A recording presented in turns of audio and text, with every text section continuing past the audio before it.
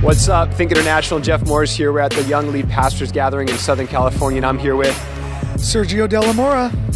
That's right. What church you with, man? Cornerstone Church of San Diego. Legit, legit. So, a couple of quick questions here. What do you do to stay ahead of like cultural trends and just what's happening in society? I do about three things. Number one, I listen to my kids. One of the benefits of having multiple kids at multiple ages is that you can access their world and you can ask them questions. And by listening to them, then I realize, okay, this is what's hot and this is what's next. Right. Number two, social media. I love to be on Twitter, Instagram, Facebook. So I'm constantly watching what's going on in social media. But number three, I'm listening to what songs are hot on the radio. Because as an ex-DJ, I realize that whatever is getting the most playtime is probably what is most playing in the minds of people. You know the phrase, if I knew then what I know now, what's one thing of advice that you'd give to yourself when you're first starting out in ministry? It takes a mega marriage to grow a mega church. Okay, there you go. If I knew now... If I knew then what I know now, I would say to Sergio, value the importance of your marriage and keep it healthy and do everything you can to protect it, because your ministry really can only grow to the health of your marriage. We have a great marriage, great kids. Awesome.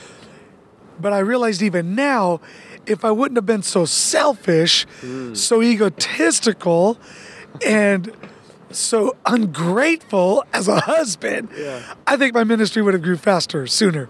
Not that it hasn't grown, but it has. But number two, the second thing is, if I would preach what in my spirit and in my heart, I would have wanted to preach sooner, I think the church would have grown faster and would have been healthier. Because I think so many times growing up and in the church, when I started it, I wouldn't preach what I really thought I should preach. Like, I would preach like, okay, this sounds like a good series. Sure. But in my heart, in my spirit, I'd be like, yeah, but I really need to say this to the church. Right. So instead of saying what I really want to say, I would try to say it through different series. So it just slows the process down, what God really wanted to say through me. Yeah. Wow. So I think I'd be more honest about what I should be communicating. Yeah. And I think another thing that, if I knew then what I know now, is I would be more honest about who should be on staff and who shouldn't be on staff, because I think I tend to be kind and nice and think more about them than about us. Gotcha. So yeah. Gotcha. And then one last question. What do you do to stay connected to your community in which you pastor?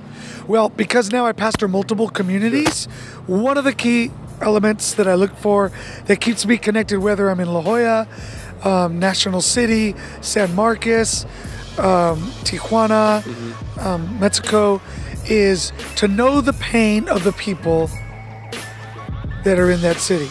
If I will constantly connect my heart, connected to the pain of the people that I've been called to liberate, then my messaging will connect, my heart will connect, my mind will connect, and ultimately, I believe the church that God's called me to lead there will connect. Awesome. Hey, thank you so much, Sergio. I appreciate it. Cool. There you go. Think International, Connected Churches.